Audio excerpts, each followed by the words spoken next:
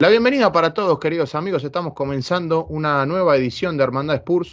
Hoy, como siempre, voy a estar acompañado de Matías Boquiquio, que nos va a estar justamente acompañando al respecto de este partido que nos dejó la jornada de ayer frente a West Ham y sobre todo de lo que se viene con respecto a Tottenham, las conferencias de prensa que hemos tenido el día de ayer con respecto a Dyer, a Antonio Conte, mejor dicho, y esas declaraciones de Eric Dyer, que también estaremos centrándonos en unos minutos nada más, que tiene que ver con justamente, ¿no?, el nivel y el rendimiento que está teniendo en cancha el futbolista inglés. Y por último, por supuesto, estaremos hablando del fixture que se viene para Tottenham, que será crucial de cara al final de la temporada. Así que, sin más preámbulo, presento a mi compañero y le dejo la bienvenida, por supuesto, y sobre todo para que me cuente, ¿no? Y nos cuente a todos cómo lo vio Tottenham el día de ayer. La verdad, de los mejores partidos últimamente, con una gran sonrisa de oreja a oreja, como todos, ¿no? Los hinchas del Tottenham después de una gran victoria en un partido que era un derby, que era contra un rival directo, que había que ganar sí o sí, también por un tema de posicionamiento en la tabla. Y el equipo no solo que ganó, sino que también gustó. Fue un muy buen partido del Tottenham.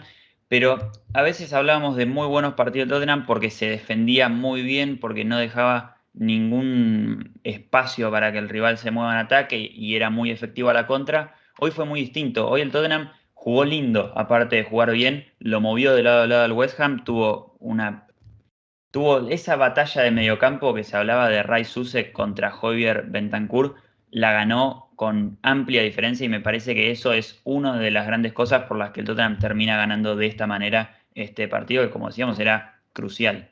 Y me quiero quedar con lo que decías a lo último, ¿no? Que la ganó con una superioridad y con una amplitud de punta a punta con respecto a esa batalla en el medio campo que contenía, ¿no?, y que presentaba a esa mitad de la cancha tanto de Tottenham como de West Ham, que la verdad me quiero quedar un poco también con lo que tiene que ver con ese rendimiento de Rodrigo Bentancur, que también estaremos analizando, ¿no?, posteriormente más adelante, lo que tiene que ver con las actuaciones individuales, o por lo menos estaremos destacando brevemente un poco más de lo que hicimos ayer en ese post partido que tuvimos, dicho sea de paso, esto hay que mencionarlo también, números récords, ¿no? Esto hay que destacarlo. Hemos tenido un apoyo muy grande en el canal, en esa cobertura que le hemos dado a este derby londinense y que también un derby londinense que ese famoso día después, ¿no?, nos terminamos enterando o terminamos viendo, ¿no?, por esas redes sociales que tan de moda están hoy en día, sobre todo para la búsqueda de información, la búsqueda y divulgación de la información, que Antonio Conte recibió el premio al mejor entrenador, o mejor dicho, al entrenador de la temporada 2020-2021. Me gustaría citar sus palabras primeramente para posteriormente meternos en este partido frente a West Ham, y voy a citar textualmente lo que dijo. Agradezco especialmente a todos los jugadores, árbitros y entrenadores que votaron por mí. Este premio representa la coronación de un año lleno de emociones que nos llevó a ganar el Scudetto con el Inter. Quiero compartir este premio con los futbolistas, el personal y todas las personas que nos apoyaron en el logro de este prestigioso galardón. Sin dudas, declaraciones sentidas, ¿no?, del técnico italiano, que creo yo bien merecido lo tienen, al fin y al cabo, guste o no guste, guste más o guste menos el juego, la filosofía que él practica, que él presenta dentro del terreno de juego, lo tiene muy merecido. Y un Tottenham que lo ha agarrado en medio de una temporada vertiginosa, complicada, y que ayer ha desplegado un fútbol que él lo dijo, disfruté de ver a mi equipo adentro de la cancha. Me parece que nos ha pasado un poco a todos, más allá de que en alguna jugada puntual, como aficionados, medio como que sufríamos un poco, ¿no? Sobre todo en las pelotas paradas. En alguna jugada puntual, con algún remate de Antonio, recuerdo posteriormente a la apertura del marcador por 1-0 de Heung-min Son, en realidad con ayuda más que nada de Suma. Pero la verdad ha sido un partido muy interesante del equipo de Conte, que sobre todo lo que quiero destacar, Mati, no sé si concordás con esto, en lo que tiene que ver con el aspecto físico. Le hemos achacado muchísimo a este equipo desde lo físico, que no rendía y que no daba al 100% y que los segundos tiempos se desplomaba dentro de la cancha. Bueno, ayer pasó lo mismo, pero con respecto al equipo rival. Tottenham se vio mucho más fresco que West Ham en la segunda parte. Sí, me parece que el partido en general se notó mucho también esto de que el West Ham, perdón, tuvo un partido crucial también por Europa League entre semana, el día jueves anterior, jueves 17, donde venció al Sevilla en los 120 minutos. Podía eso, como decíamos en la previa, aportarle algo de confianza a este equipo que venía a Tottenham justamente a jugar un derby y podía llevarse dos victorias importantísimas en menos de 5 días, pero al final lo que terminó pasando, que era algo que también analizamos en la previa, fue un equipo que se lo notó medio cansado de piernas. Para mí, desde el principio del partido, como vos decís, se acentuó muchísimo más en el segundo tiempo, donde el Tottenham, además, después de esos primeros 10 minutos, donde es verdad que el West Ham tuvo un poco de peligrosidad, y el Tottenham pocas veces pudo salir a la contra, pero después el resto del segundo tiempo fue un Tottenham absolutamente dominador, que justamente se defendía con la pelota, algo que no veíamos. Y quería detenerme también que en la previa analizábamos mucho a este West Ham y decíamos que básicamente es un equipo hecho casi a la perfección para enfrentarnos a nosotros, porque son un equipo que juega generalmente con un bloque bajo, algo que no vimos el día de ayer, el día domingo. No lo vimos mucho tan encerrados en el fondo y eso me parece que nos benefició bastante. Es un equipo que además se toma estos partidos siempre como si fueran el partido de la temporada, como si fuera esos partidos que te salvan el semestre a veces. Y además de eso, es un equipo que, esto sí lo vimos el día domingo, tiene su mayor fortaleza justamente en nuestra mayor debilidad, que es la pelota parada. Esta parte lo vimos, pero lo anterior, y me parece que no haber visto ese bloque bajo y no haber visto tanta. A ver, no vi que el West Ham haya dejado más piernas que el Tottenham el día de ayer, por ejemplo. Me parece que no haber visto esas dos cosas más que hayan jugado ese partido, esos 120 minutos el jueves, terminó generando que el Tottenham lo pase por arriba casi por momentos del partido y haya tenido un excelente partido y se haya llevado 3 puntos de oro casi antes de esta fecha FIFA que se nos viene. Dos cosas muy rápido. Me parece que lo primero que hay que destacar es que Tottenham no pasó sobresaltos. No tuvo grandes percances a la hora de defender, ¿no? No se vio un equipo que hacía agua o que pasaba zozobra a la hora de posicionarse en campo propio y esperar. Tampoco se lo vio tan replegado al equipo de Conte, ¿no? Se lo vio más bien abierto, más bien propositivo, trataba de permanentemente tener la pelota y atacar, algo que no habíamos visto de un equipo de Conte, sobre todo este Tottenham de Conte en los últimos partidos. Se lo veía más un equipo reactivo que propositivo. Y me parece que se terminó surtiendo efecto este planteo de el famoso 3-4-3, ¿no? Me parece que de a poco le está dando resultado a Conte, más allá de que podemos caer en esa famosa tentación de, bueno, pero al final es siempre el mismo equipo, son siempre los mismos 11 jugadores los que salen a la cancha y no termina haciendo cambios, o si hace los cambios, termina siendo tarde. También es cierto, pero también obviamente es cierto que el equipo de Conte está sentándose un poco más, ¿no? Se está viendo una mejoría en el equipo.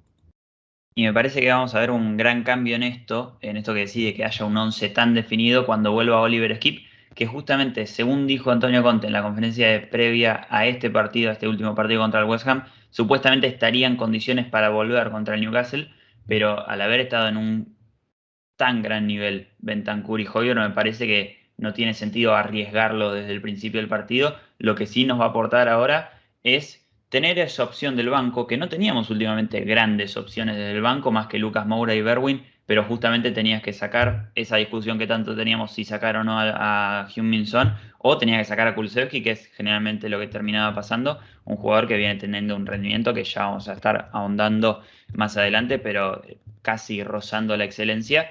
Y justamente me parece que lo que más va a aportar Oliver Skip a este equipo es tener una alternativa más y justamente en el mediocampo, la posición en el campo donde menos jugadores teníamos en este último tiempo, donde hubo partidos donde solo teníamos dos opciones y me parece que va a ser crucial ver ahora cómo Conte va a poder elegir en distintos partidos entre este 3-4-3, que sirve mucho para defenderse, sobre todo con esa flexibilidad a pasar a un 5-4-1 en defensa, básicamente con los dos carrileros en la defensa y con los dos extremos en el medio campo. Y va a poder optar también por un 3-5-2. Me parece que en los partidos donde quiera no desprotegerse, pero tener un poco más la posesión, básicamente sumando un jugador al medio campo y es verdad que restando uno de la delantera, pero porque justamente se pisarían entre sí el tercer componente del mediocampo y el tercer componente de la delantera. Mientras te escuchaba, Mati, me surgió una pregunta que un poco me la respondiste a media, si se quiere, sin darte cuenta, ¿no? Porque, o sin que te la haga directamente. Porque viendo este partido de West Ham, uno puede decir, bueno, la verdad es que Tottenham ganó el partido, lo ganó bien, fue justo, pero tampoco podemos obviar, si se quiere, el factor físico, ¿no? Ese factor tan importante en la Premier. ¿Y qué quiero decir con esto? West Ham venía entre semana de jugar contra el Sevilla de una serie de 120 minutos, en donde se va a la largue debido a que el marcador termina igualado, como en la ida, 1-0, y West Ham lo termina destrabando en ese tiempo suplementario, termina 2-0 y pasa a la siguiente ronda de la Europa League. Ahora, la pregunta que me surge es la siguiente. Supongamos que West Ham era un equipo que venía fresco y que no tenía ningún tipo de competiciones entre semana.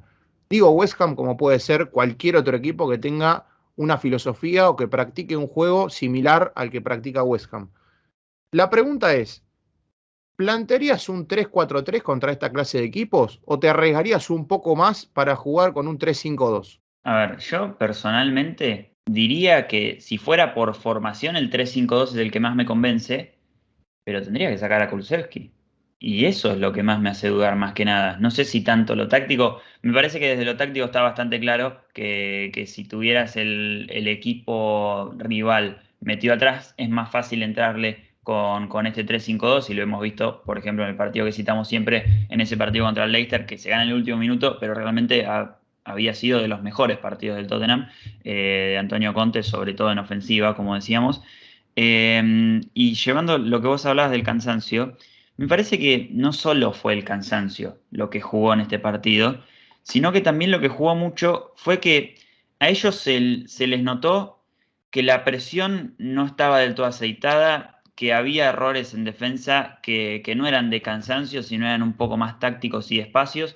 Y eso me parece que se debe más a que es un equipo que suele jugar, como habíamos dicho, que venía de jugar en Europa League con un 4-2-3-1, que venía de jugarle al Liverpool con un 4-4-2. Es un equipo que suele jugar más con línea de 4 y me parece que cambiar para este partido, para solo un partido, cambiar a la línea de 3, le costó en algunos movimientos y eso es lo que terminaba diciendo, no me acuerdo bien qué ayudante de campo de Antonio Conte en el Chelsea, que básicamente al usar siempre la línea de 3 quizás te la pueden contestar con otra línea de 3, pero vos lo tenés tan aceitado y el rival lo ha usado tan pocas veces que terminás teniendo una ventaja. Sin dudas puede ser un factor determinante, ¿no? En este tema de terminar jugando con un esquema que ya lo tenías aceitado y pasás a jugar con otro que quizás es un poco similar o que la idea pasa a ser la misma o no cambia, pero los intérpretes adentro de la cancha cumplen distintas funciones. Como siempre decimos, no es lo mismo un lateral que un carrilero, no es lo mismo un stopper que un zaguero central con una línea de 4 defensas. Bueno, esto es un poco también lo que pasó en este partido y también lo que quería traer a colación, hablábamos antes de la pelota parada, ya nos vamos a meter posteriormente con los rendimientos individuales, pero hablábamos antes de la pelota parada, y yo lo que quería remarcar es que sigue siendo una gran problemática de este equipo de Conte que todavía no le logran mejorar o no le logra encontrar la vuelta, ¿no? Para poder subsanar esta dificultad. Por eso tengo un dato que se ha revelado en este último partido, que por lo menos terminó concretando, terminó redondeando el número, y es que las jugadas a balón parado representaron 4 de los últimos 9 goles que recibió Tottenham en todos los partidos. La verdad, podemos decir que, a ver, a simple vista, uno puede decir, no resulta tan preocupante porque Tottenham viene marcando goles, no tiene un poder goleador tan pronunciado, tan latente, pero sí tiene una capacidad dentro de todo aceptable, relativamente hablando, o mejor dicho, vinculante a lo que tiene que ver con el aspecto goleador. Lo que sí digo es que También Dyer, ¿no? Ha hecho hincapié, y lo estaremos analizando posteriormente, pero ha hecho hincapié en este aspecto, más allá de que el gol de pelota parada, si se quiere, a ver, ser un poco más meticuloso o un poco, o hilar fino, no fue un gol de pelota directa, si se quiere. Fue un gol de segunda pelota, ¿no? Porque es un cabezazo previo y termina quedándole la pelota boyando en el área a Benrahma. No sé cómo la viste vos, Mati. Sí, en este caso me parece que es como vos decías, al ser una segunda jugada, es justamente una pelota mucho más difícil de defender porque no solo tenés que estar atento en ese primer cabezazo, que si no me equivoco justo de Dawson, que era su mayor peligrosidad, ¿no? Nuestro mayor enemigo en esas pelotas paradas. Si no me equivoco, es cabecea Dawson, le rebota a Dyer y queda esa pelota al segundo palo, donde supuestamente la marca era de Heung-min Son, o sí, era de Heung-min Son, pero la verdad que al darse tan rápido la jugada, es una marca que tenés que estar muy atento y muy rápido, extremadamente rápido como para darte cuenta, no solo físicamente, sino mentalmente, ¿no? Para ver que esa pelota se iba al segundo palo y que había alguien esperando esa pelota. Pero me parece que lo más importante de destacar sobre la pelota parada no es solo la estadística, que vos nos decías de 4 goles de los últimos 9, es más que nada fijarnos en cuáles son los goles. Es ese gol contra el Burnley, es ese gol contra el Manchester United, digamos, son siempre este tipo de goles que te cierran partidos, este tipo de goles que se vienen sobre el final del partido con desconcentraciones, con jugadores que van a la espalda, con marcas que a veces no se entiende bien cómo se eligen, como fue el otro día contra el Manchester United, donde se veía que había 4 o 5 jugadores del Manchester United con 4 marcas del Tottenham, pero después había 2 que solo lo marcaba uno. Es medio raro y es algo que obviamente se tiene que preparar en la semana cómo es que van a marcar, si marcan hombres, si marcan mixtos, si marcan área, pero es algo que también los jugadores tienen que estar en el momento totalmente atentos de qué es lo que pasa, quién patea, para dónde generalmente, según dónde sea el efecto, si la pelota se abre, se cierra, cuáles son las marcas. Y es algo que me parece que si no lo aprenden después de ya que le hayan cerrado 2 goles como fue Burnley y como fue Manchester United y haber venido de un partido que habían jugado muy bien y que se les arruine casi por esta pelota parada, me parece que tienen que aprender ahora o nunca porque si no, lección que no se aprende va a ser complicado corregirla. Y el problema no solamente la pelota parada en contra, sino también a favor. A Tottenham le cuesta horrores, podemos decir, este tema de convertir a través de la pelota quieta, ya sea tiro libre se nota aún más que los tiros de esquina, pero se nota mucho en los dos aspectos, en las dos facetas, porque se ve un equipo que desde la creación de juego, desde la generación, desde la gestación, ya sea de mitad de cancha hacia adelante, se lo ve bastante fresco, bastante fluido, un poco como que está aceitado, ya está encontrando, le está encontrando la mano a la idea y al planteamiento, a la ideología que tiene Conte y cómo quiere que jueguen sus equipos. Pero desde el aspecto de la pelota parada, Tottenham todavía tiene muchísimo que mejorar. Sin ir más lejos, todavía no se ha encontrado un buen ejecutante para los tiros libres. Kane todavía no está, no da en la tecla, como quien dice. Lo mismo Dyer. A veces patea Son muy esporádicamente. De hecho, recuerdo alguna que otra situación a la pasada de Reguilón, pero la verdad sigue dejando muchísimo que desear este aspecto. Quiero pasar directamente ya a lo que tiene que ver con los rendimientos individuales para cerrar este bloque y meternos en la conferencia de prensa y en las declaraciones de Eric Dyer, que también fueron muy interesantes, hubo cositas muy interesantes para destacar. Pero me quiero centrar un poco más en este bloque, en lo que tiene que ver con los rendimientos individuales, en lo que tiene que ver con Heung-min Son específicamente, ¿no? Un Heung-min Son que de mi parte he manifestado varias veces que estaba teniendo un rendimiento flojo, sigo sosteniendo lo mismo, todavía no está en ese punto, no está en ese eje que uno solía destacar la temporada pasada. Lo mismo decimos con Harry Kane, lo que pasa es que Harry Kane lo que tiene de bueno o lo que lo hace diferente de Heung-min Son, del rendimiento de Heung-min Son en este momento, es que Kane tiene las tan ansiadas asistencias, ¿no? Esos pases quirúrgicos que te terminan destrabando o desequilibrando un partido. Lo que no, en este momento quizás a Heung-min Son se le achacaba más el tema de los goles. Un Heung-min Son que tuvo un partido correcto, que tuvo, podemos decir, no sé si fue la figura, porque me parecería también ser injusto con Bentancur. Podemos decir que fue el protagonista del partido por lo que se le pedía en la semana. Eso seguro, porque Antonio Conte lo avaló, lo apoyó en conferencia de prensa varias veces, dijo, tengo que estar loco para dejarlo a Son afuera del equipo titular. Y vos, Mati, un poco como que le diste la razón, ¿no? Directamente diciendo, la verdad, a Heung-min Son no lo saco ni loco. No me lo dijiste así directamente, pero me lo diste a entender, ¿no? Sí, es algo que veníamos hablando y venía siendo recurrente, esto de hasta qué punto Heung-min Son tenía que ser titular sí o sí, ¿no?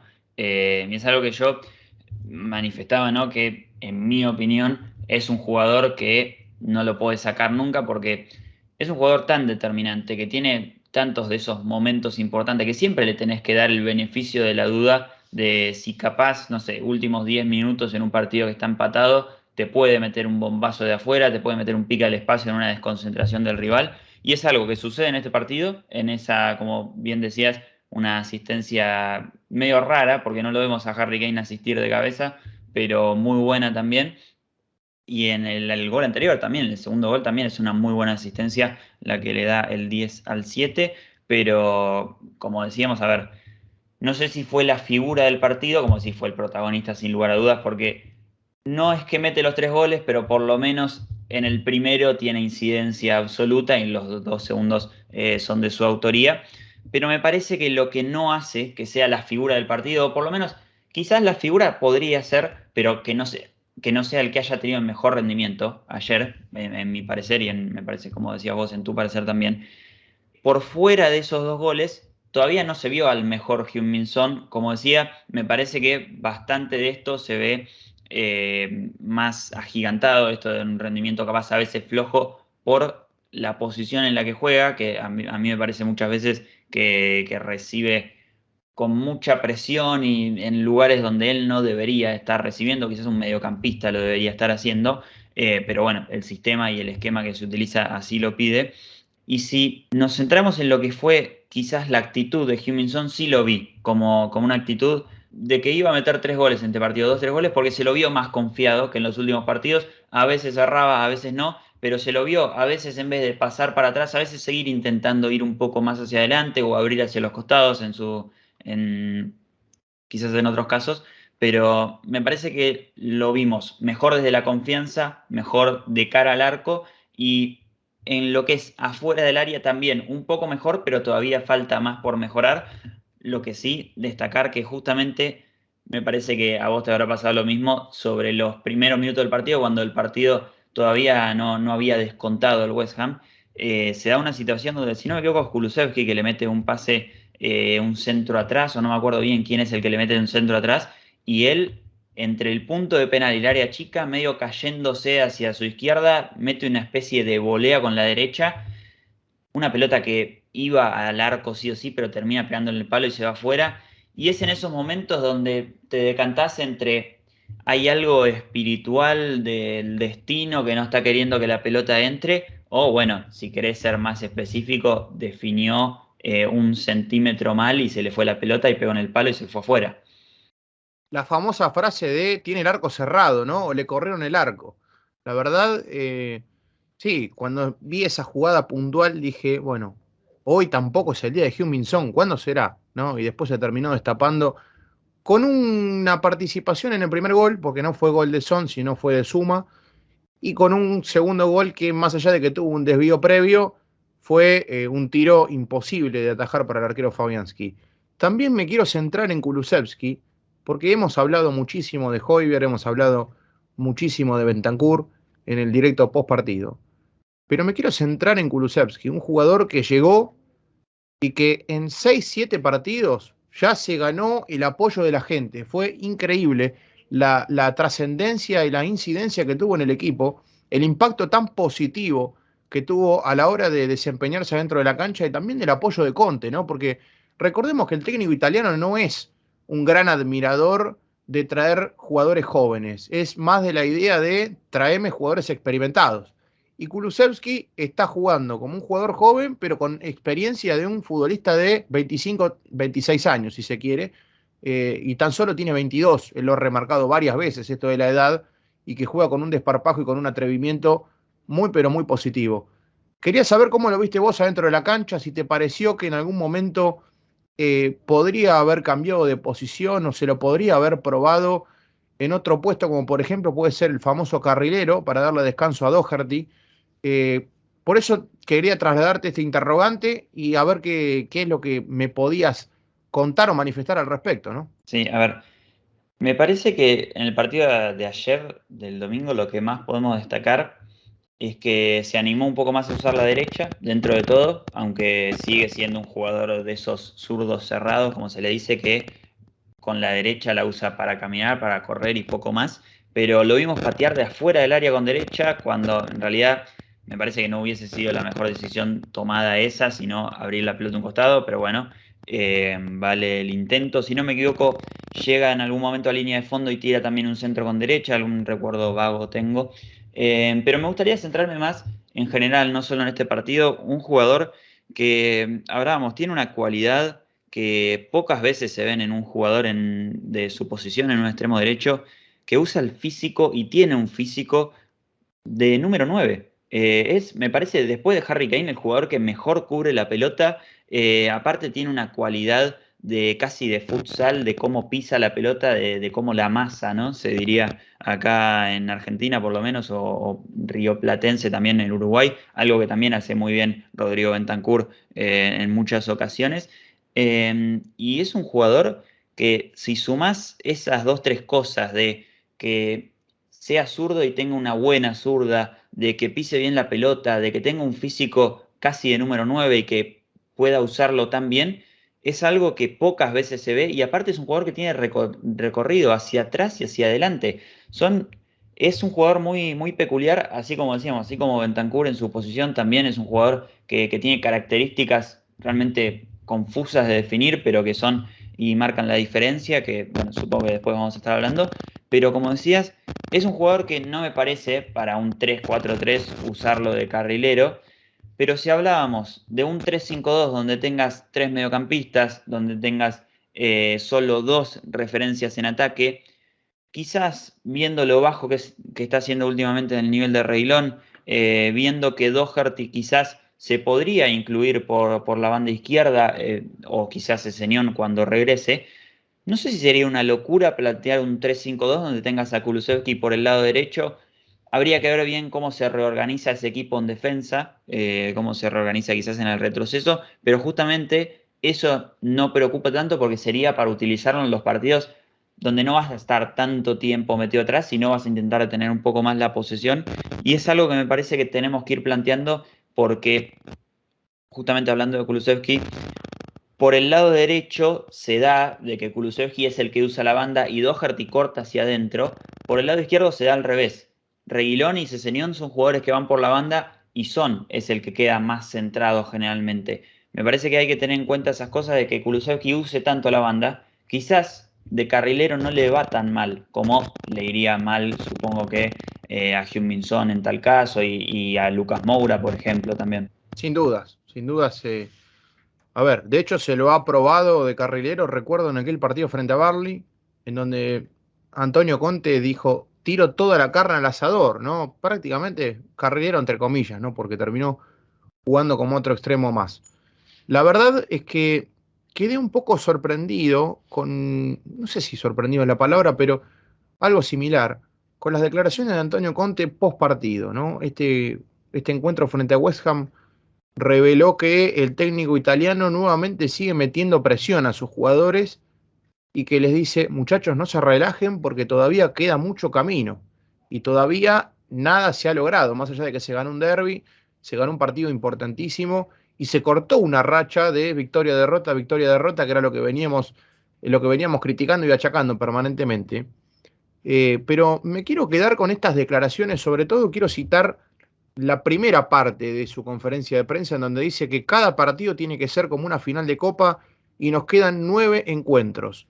La única manera de tener presión o de meter presión a los equipos que están arriba nuestro es ganar. Y también un poco marca, ¿no?, esta filosofía y esta idea de juego de Antonio Conte sobre el equipo, permanentemente como bajándoles un mensaje al respecto de muchachos, no se duerman en los laureles, porque todavía queda liga, ¿no? Quedan 9 partidos, todavía hay que enfrentar a rivales muy complicados, lo estaremos detallando posteriormente.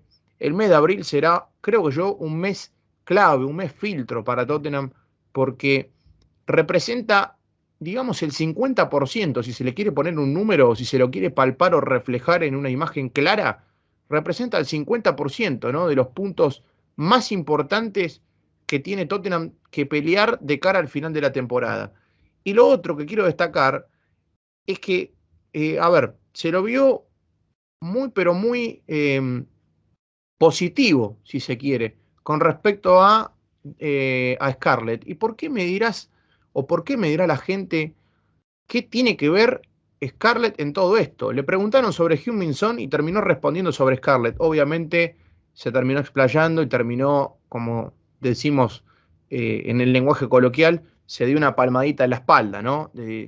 Al final lo terminé colocando dentro de la cancha, lo puse de titular y me terminó dando resultados, ¿no? Porque convirtió un gol, el otro que fue a medias, compartido con Suma, y terminó siendo un jugador clave adentro de la cancha y sobre todo para el resultado. Pero terminó respondiendo sobre Scarlett y dijo que ve muchas mejoras sobre el jugador de 17 años. Remarcó nuevamente la edad, al igual que con Kulusevski, que tiene solamente 17 años, pero puedo decir, cito textual, que es un prospecto muy, pero muy importante para Tottenham.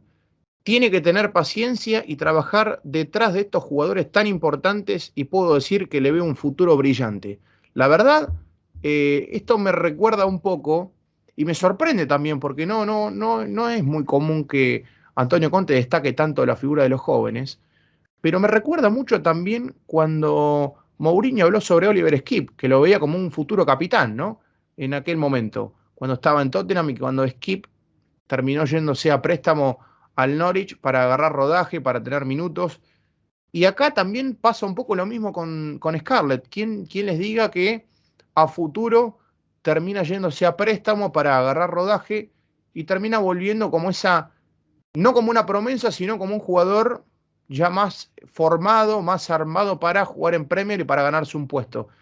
Quería saber cómo lo ves vos este acontecimiento, esta situación, Mati, y si te parece que Antonio Conte le pueda llegar a dar alguna posibilidad a Scarlett en el futuro después de estas declaraciones, ¿no? Sí, a ver, como vos decías, me parece que la posibilidad, más que por fuera de algunos 5 minutos que tenga algún partido o algo de ese estilo, la posibilidad va a llegar, como vos decís, después de una sesión, cuando él esté un poco más formado para esta liga.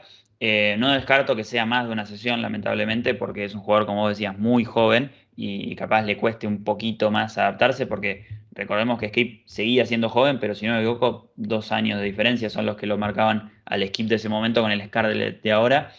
Y como vos decías, es algo destacable, como hablábamos de Cesenión en su momento, que Antonio Conte de la nada los traiga a la charla en esa conferencia de prensa post partido, te da la sugerencia de que son jugadores que le importan realmente, porque si no, estaría hablando solamente de Heung-min Son y quedándose ¿no? en los laureles y aplaudiendo al goleador del partido del domingo.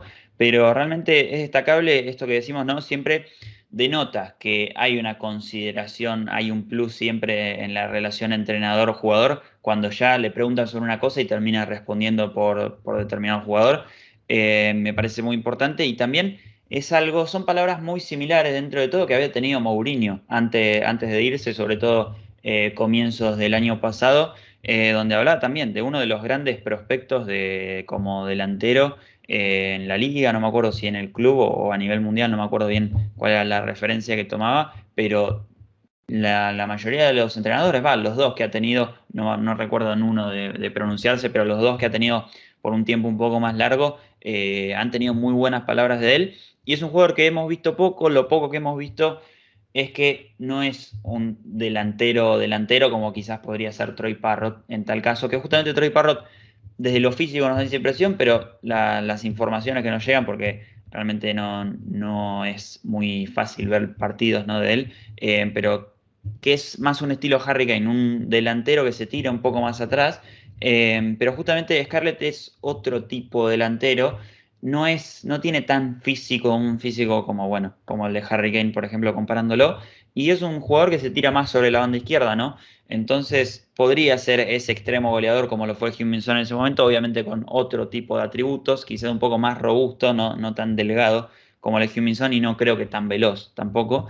Pero es un jugador que obviamente hay que seguirlo de cerca. A mí me gustaría verlo, sobre todo en Championship, no creo que le sume mucho estar en League One, que sería el tercer escalón de lo que es el fútbol inglés en este momento. Y obviamente, después de verlo en esas divisiones, no en divisiones inferiores del club, sino verlo en las divisiones más bajas del fútbol inglés, me parece que ahí sí va a estar como pasó con Skip y como me parece que tiene que pasar con algunos otros jugadores, ejemplo Harvey White, después de pasar por Championship o pasar por algún equipo de parte baja de Premier League, ahí sí van a estar como para ser importantes en un plantel que, a ver, debería tener varias incorporaciones para la temporada que viene, entonces debería haber un fondo de armario que tenga un poco más de nivel. Lo imagino a Juan Pablo en este momento regocijándose y aplaudiendo, ¿no? Por estas declaraciones de Antonio Conte, que lo tenga en cuenta, sabiendo lo importante que es para él y para todos, por supuesto, los que apoyamos a este club en cuanto a la cantera, el valor trascendental, ¿no? Que tiene para el aficionado en general y sobre todo para el club mismo, tener tanto talento y tener tantos jugadores jóvenes que están a punto para surgir al equipo titular. Pasando de página un poco, me gustaría centrarme en lo que dijo Dyer también post partido, en lo que tiene que ver centrándose más en lo individual, si se quiere, ¿no? Porque, a ver, a mí me llamó la atención nuevamente, y voy a ser reiterativo con esto, ¿no? Habló un poco sobre su rendimiento, y según él, sostiene que esta es la mejor temporada desde lo futbolístico. Está bien, nivel Eric Dyer, ¿no? También sepamos entender esto en su nivel, en su parámetro, él sostiene que esta es la mejor temporada de manera, hablando de una manera de consistencia, él dice que está desplegando el mejor rendimiento dentro del terreno de juego en mucho tiempo. Por eso yo te quería hacer dos preguntas, Mati, con respecto a esta declaración. Primero, ¿es justo que no esté convocado a la selección inglesa, según tu parecer, según tu juicio?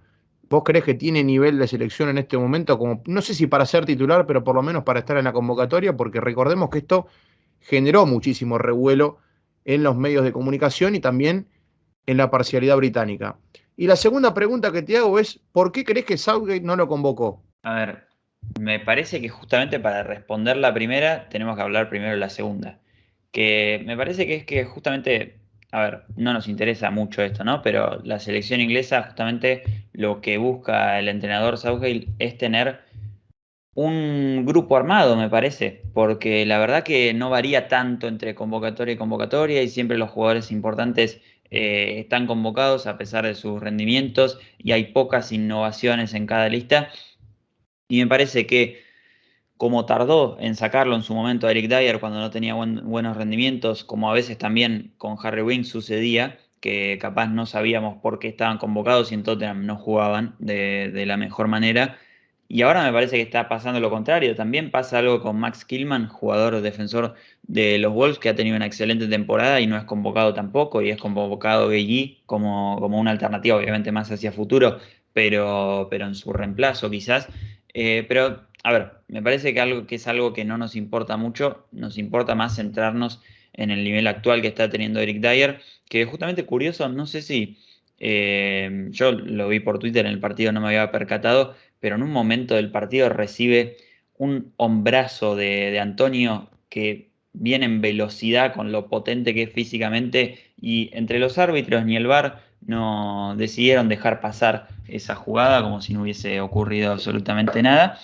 Pero centrándolos en lo que fue el rendimiento de este Eric Dyer modo karateca, modo ninja, le podríamos decir, con su cinturón negro en la frente, ha sido, me parece, un buen rendimiento, como siempre, con esas cosas a mejorar, con esos pases. Antes nos quejábamos mucho de las pelotas largas a ningún lado.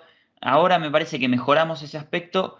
Lo que sí sigue ocurriendo son esos pases imposibles intentando al círculo central de la cancha, pero son pases casi imposibles, como decía, de terminar efectuando porque tenés que dar un pase muy fuerte para que pase entre varios jugadores del equipo rival y si lo das muy fuerte va a ser complicado de recibir y obviamente si le das un pase que tiene una potencia menor, te lo van a interceptar en el medio como generalmente termina pasando. Aparte juega mucho también la dirección, le erras 1 centímetro y se te desvía la pelota a 2 metros y es algo que debería mejorar porque realmente no se le encuentra mucho el sentido a lo que quiere hacer. Pareciera que lo hace más por algo de que le surge el momento y lo quiere hacer, pero me parece que si es algo que el cuerpo técnico se ha dado cuenta que es algo que lo hace recurrentemente, se lo tienen que reforzar y mejorar ese aspecto, porque es algo que le puede terminar costando justamente rendimientos buenos que está teniendo últimamente.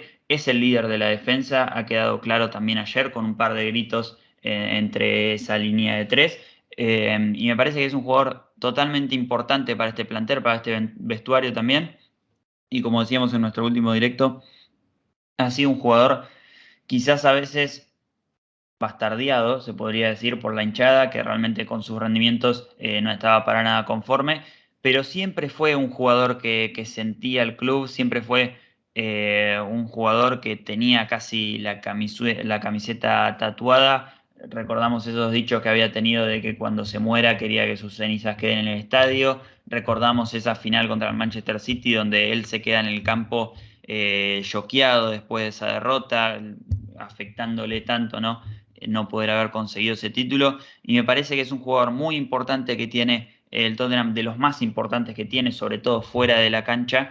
Y pensando en un año próximo, donde quizás vengan a un central de más jerarquía, me parece que va a ser fundamental esa competencia que tenga y quizás hasta es un jugador que puede llegar a superar a un central de jerarquía, estilo de Brig, digámosle, lo puede llegar a superar a nivel porque las condiciones las tiene y me parece que lo que le ha jugado mucho en contra estos años es justamente tener de competencia a, como decíamos ayer, un Alderweireld que estaba en sus últimos años, un Tanganga que estaba en sus primeros años, un Joe Rodon que recién se está sentando y que muy probablemente dentro de poco se vaya del club si no le dan ni un minuto en meses y meses que ha tenido con Antonio Conte y Nuno también.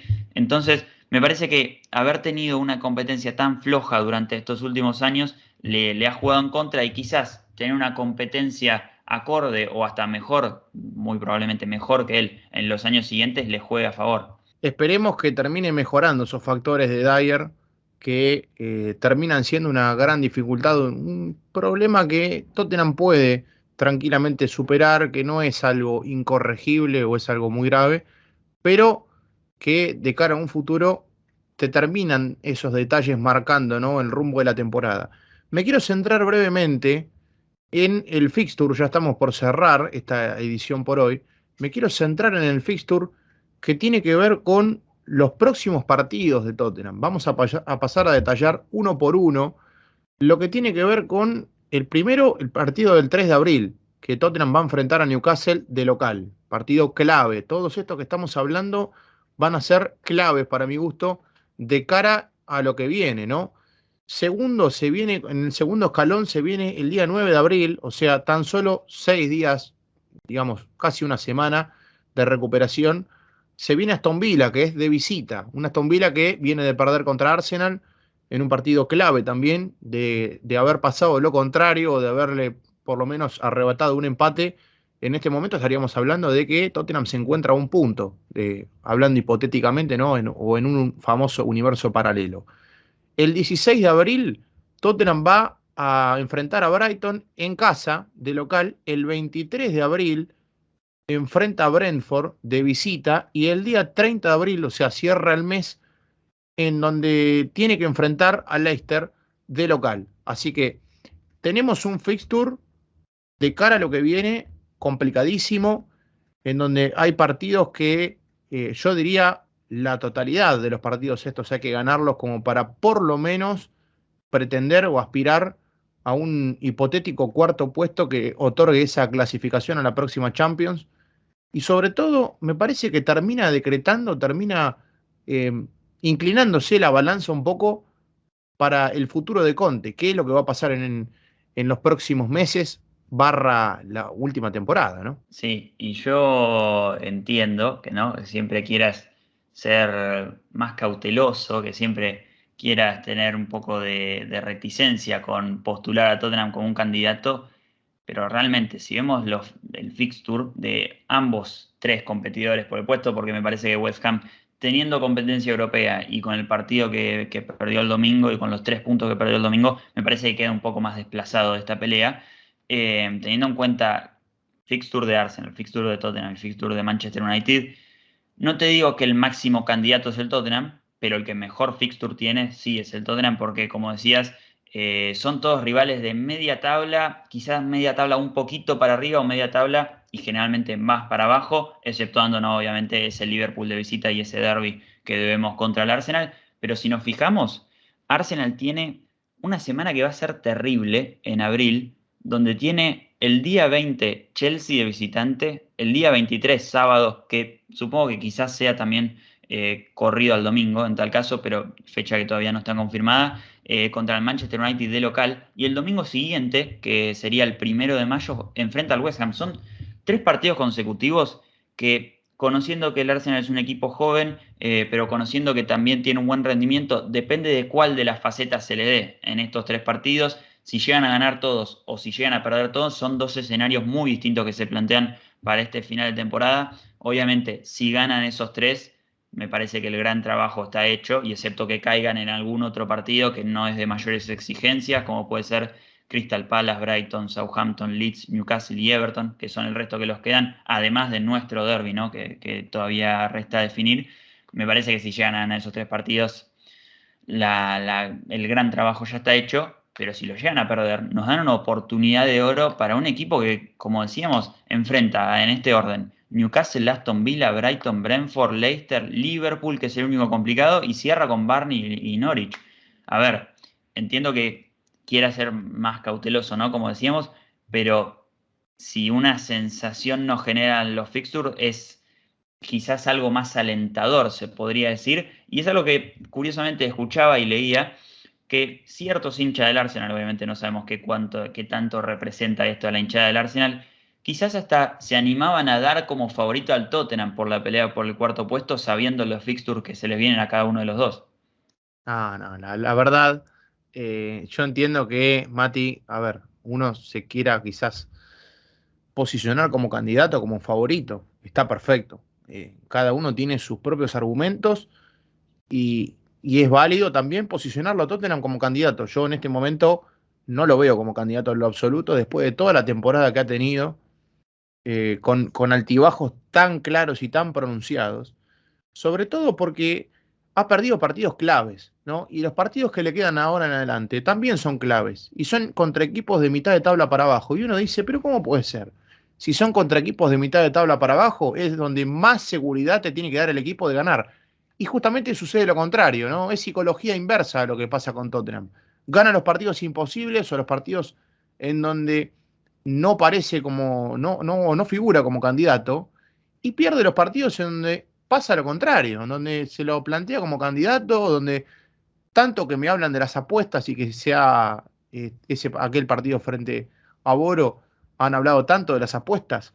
Las apuestas revelaban que Tottenham era favorito y el partido termina o siendo un empate o una derrota contra un equipo que viene de mitad de tabla para abajo o incluso está peleando el descenso.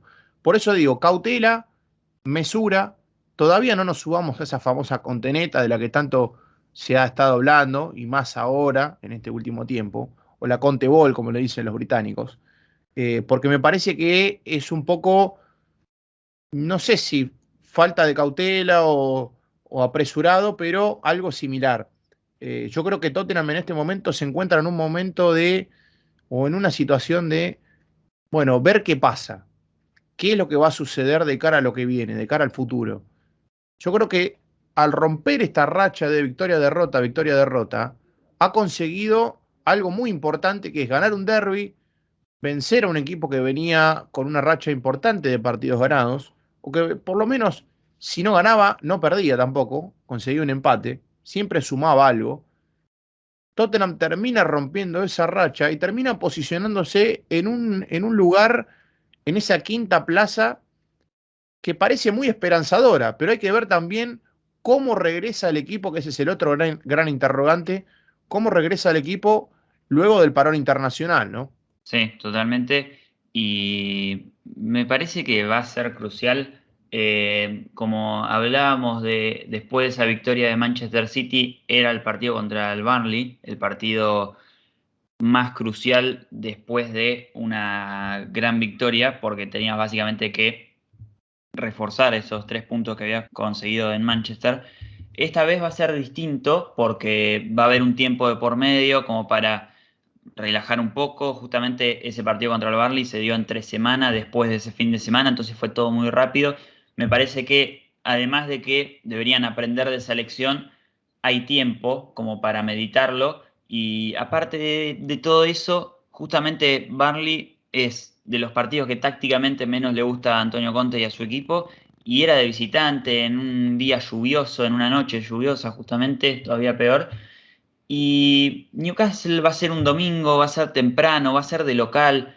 Me parece que las cosas en este momento están mejor dadas que en aquella circunstancia, pero igualmente es el mismo concepto. Después de una grandísima victoria, como fue la del otro día contra el West Ham, tenemos que reforzar los 3 puntos contra el Newcastle y como decíamos, tiene que arrancar un mes de abril donde si el Tottenham no gana todos los partidos, tiene que ser porque empate alguno u otro. Pero la verdad que la obligación está en tratar de conseguir los 3 puntos en todos los partidos. El último episodio hemos quedado, ya con esto cerramos, hemos quedado con que, más allá de haber hecho una promesa que la voy a cumplir, dicho sea de paso, que la estaremos revelando más adelante, si los planetas se alinean, ¿no? Quedamos en que si Tottenham llegaba a mantener esta racha o a, mejor dicho, a cortar la mala racha o la racha negativa, el conductor del canal Londres Blanco iba a ser quien cerrara los episodios. Así que, por supuesto, yo me despido y le voy a dar el pase y espero que esta vez sea un poco más benévolo, ¿no? Conmigo, que la vez pasada prácticamente me aniquiló, dijo que yo estaba haciendo que él haga mi trabajo, ¿no? Un poco más y termina haciendo un pozo en la tierra y me manda ahí abajo 10 metros, ¿no?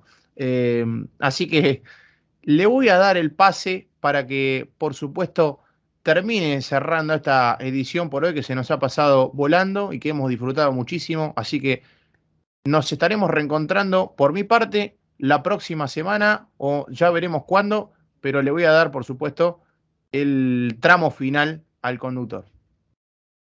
Así es, redimirme de ese último cierre que, como decías, tuvo una intención sesgada por el momento, mucha responsabilidad hubo y salió el disparo por la culata, no era esa la intención, pero justamente lo contrario, agradecerte por siempre darme este espacio y justamente cuando te necesitamos también sumarte al nuestro, que ya básicamente no hablo del nuestro como mío y de Juan Pablo, sino como el de los tres y muchos chicos más, que justamente hemos agrandado ese grupo, no solo con Mati Andrade que está siempre, sino con Nasa Rodríguez que se sumó hace poco, con Nano Sanguinetti que también lo verán muy próximamente.